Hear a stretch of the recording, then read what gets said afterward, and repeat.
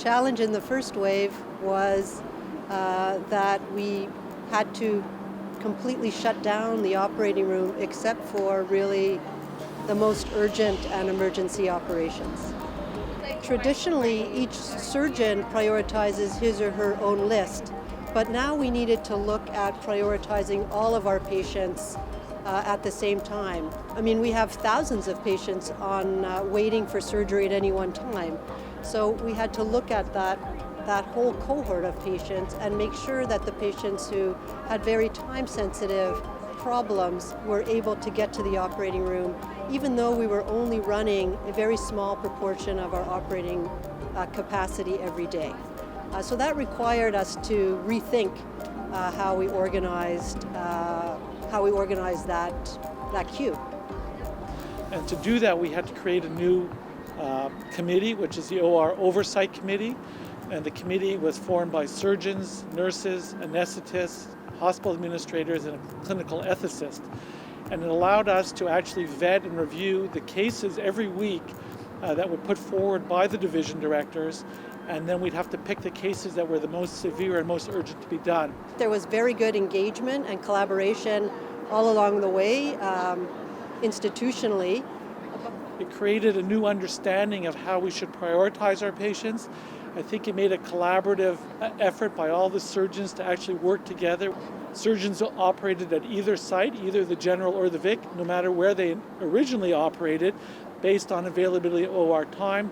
They worked on days were not their natural day to work on, and so it gave us a lot of flexibility, what actually got us through the COVID crisis. There were stressful moments, no question about it. In the period of time when there were just unknowns about the virus that we know so much more about now, and we're at a completely different phase. But that was probably the need to make sure that we had algorithms and processes and care that were in place that would keep everybody safe in the operating room. I think we've created a new culture. I think the surgeons have learned to understand each other's specialty, the needs of everybody else. They've been very, very accommodating at our OR prioritization committees. It's created a much better environment with the administration, with nursing, with the RTs. We think about the people that use our services, like the PACU. It's not just the operating room. We are concerned about interventional radiology. We are interested about endoscopy. Those are our patients as well. And so it's become a broader outlook than just a narrow focus on surgery that we had prior to COVID as surgeons. We learned some lessons that I think will enable us to continue to manage our patients waiting for surgery in a more nimble manner.